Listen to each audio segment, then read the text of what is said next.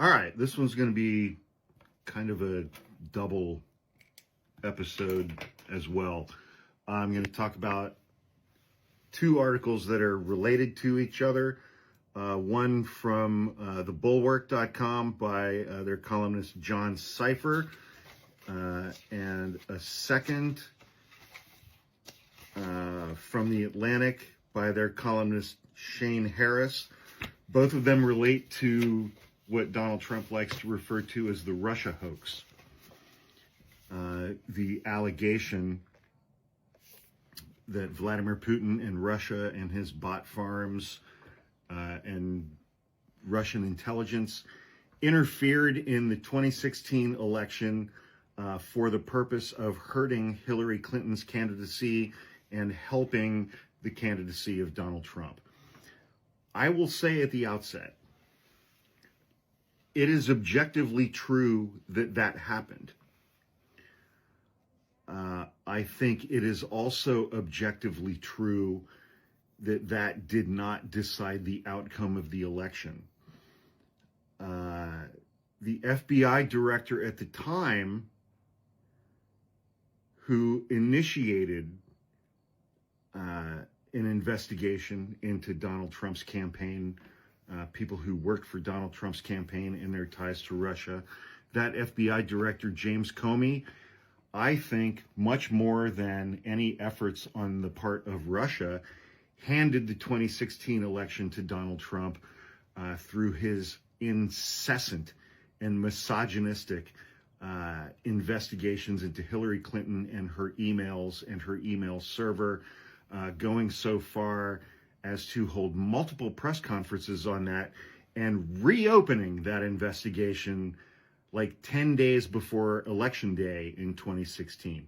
If you look at how James Comey treated Hillary Clinton and how James Comey treated Martha Stewart and his prosecution of her, I don't think that any reasonable person can come to any other conclusion other than James Comey fucking hates women and specifically despises women in positions of power. My 2 cents. What are you going to do? First, we've got the article from the Bulwark by John Sipher. The CIA director did not read his own report. So last week, let me back up a second. A few months ago, CIA Director John Ratcliffe, who for at least a period of time was Donald Trump's national security advisor during his first term, tasked the CIA with looking at whether senior intelligence officials in the Obama administration during 2016, leading up to that election, broke the law and abused their power, put their thumbs on the scale, improperly influenced sources and methods and processes and procedures in order to get Trump. Because John Ratcliffe is a Trump taint sniffer. He spends several hours each day basking in the aroma and the musky essence of Fat Nixon, Pervert Hoover, Comb Over Caligula, Tangerine Tits, Sweaty Taint. And so from now on, I am going to refer to CIA Director John Ratcliffe as Sweaty Taint. And that's going to be his nickname from here on out. I'm going to refer to him as Sweaty Taint because apparently that's his favorite thing on the planet, is Donald Trump's sweaty, musky taint. So let's launch into this first article. The FBI has launched a criminal investigation into James Comey and John Brennan, respectively the directors of the FBI and the CIA, for an alleged criminality involved in the investigation of the 2016 Trump campaign's links to the Russian government that have been objectively proven. Setting the predicate for the investigation last week, CIA Director Sweaty Taint, also known as John Ratcliffe, declassified and released an internal CIA lessons learned review, also called a CIA note, review of the classified 2016 Intelligence Community Assessment, ICA, on Russian interference in the 2016 presidential election. While the original 2016 report concluded that Russia interfered in the election to harm Hillary Clinton and help Donald Trump, it did not speculate on whether the efforts actually influenced the election's outcome. Russia didn't decide the results. I think James Comey, more than anybody else, did. I already talked about that. Let's see. The CIA director is not a member of the president's cabinet and should remain publicly nonpartisan in order to present the agency and its analysis, which may contradict the wishes of one party or another. Sweaty Taint, John Ratcliffe, has decided to take a different tack, burying his nose in Donald Trump's sweaty taint. For instance, the New York Post, to which Ratcliffe gave an exclusive interview about the CIA note, declared, "Bombshell report, Obama's Trump-Russia collusion report was corrupt from the start. This was Obama, Comey, Clapper, and Brennan deciding we're going to screw Trump," which I think John Ratcliffe's sweaty taint might spend a good deal amount of time thinking about screwing Donald Trump. But hey, what do I know? I'm just a dumb country lawyer, right? All right, I'm going to have to split this one up into two parts, one for each article. Whatever, you guys will figure it out. You got college.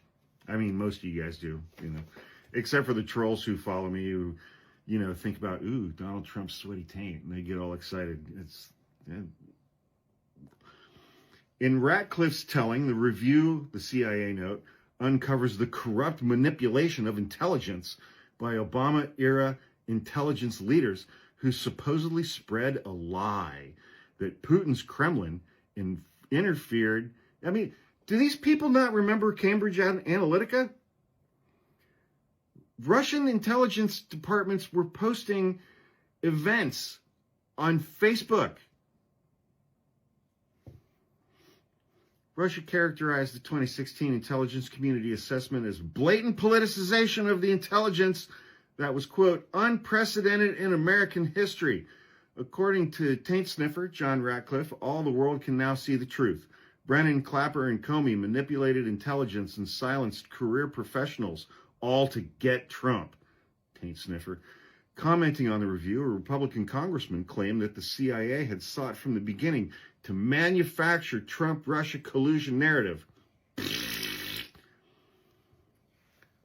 The CIA note, the review that taint sniffer John Ratcliffe is talking about, nowhere does the review conclude that the 2016 assessment's findings were wrong or politically skewed.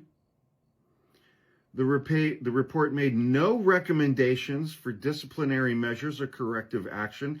In fact, it did the opposite. So John Ratcliffe, taint sniffer, is out here saying this report says X, Y, and Z, when in actuality, the report does not say X, Y, and Z. It says A, B, C, which is contradictory to X, Y, and Z. So the CIA director, taint sniffer Ratcliffe, did not apparently read his own report. Okay, and also, that was in 2016. I think it was in 2018, the Senate Intelligence Committee put out an exhaustive report. They interviewed dozens and dozens of witnesses about this whole thing and came to the same conclusions, that Russia interfered in the 2016 election to hurt Hillary Clinton and help Barack Obama. Help Donald Trump. Well, that's 2018. I mean, the Senate was controlled by Democrats. No, it wasn't. The Senate, when it issued that report saying those things, was controlled by Republicans. And who was the Republican in charge of the Senate Intelligence Committee? Our current Secretary of State, little Marco Rubio. Small hands Marco Rubio. Little tiny Marco Rubio was in charge of the Senate Intelligence Committee in 2018 when it issued a report after an exhaustive investigation saying that Russia corrupted the 2016 election to hurt Hillary Clinton and help Donald Trump, a Republican-controlled committee led by little Marco Rubio. He's just a little tiny guy. He's a little tiny Marco Rubio. What the CIA note fails to mention, however, is why. So when this investigation by the FBI and the CIA was conducted during the 2016 campaign, it was late. It was late in the game. Sorry, I got something beeping over here. I still don't have power, so I'm running off of my little camping battery over here. I may lose power again. Well, we'll see what happens. The investigation was conducted in a very short period of time. The CIA note doesn't mention why, because it was so close to Election Day. Nevertheless, despite the serious risks presented by the highly charged political and security atmosphere, Ratcliffe, the taint sniffer, his review does not conclude that the shortened timeline had any negative impact whatsoever or corrupted the process. He does not dispute the findings that Russia interfered in the 2016 election for Hillary Clinton's detriment and Donald Trump's benefit. As Trump took office for the second time, many observers speculated that Ratcliffe was a reasonable choice to administer the CIA, at least compared to some of Trump's unqualified appointees, other unqualified appointees. But it's now clear that taint sniffer Ratcliffe is perfectly comfortable spreading craven partisan nonsense like his fellow MAGA believers. His recent antics demonstrate, as if there were any doubt, that he's more interested in pandering to the president's base than in protecting the integrity of the intelligence community. Taint sniffer Ratcliffe's... God damn it. I was in my last paragraph.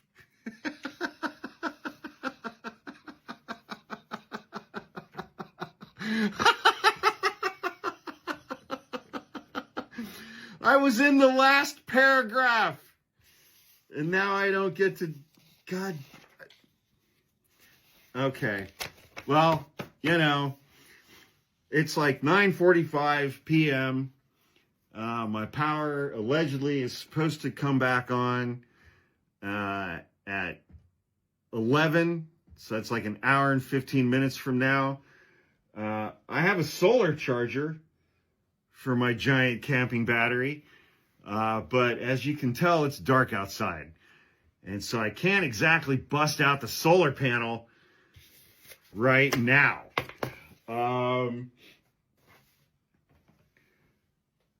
Wait, hang on.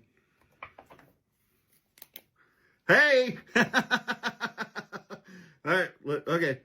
Let's get the angle right here. I forgot that I had a flashlight on my desk. So I guess I'll see you guys tomorrow morning.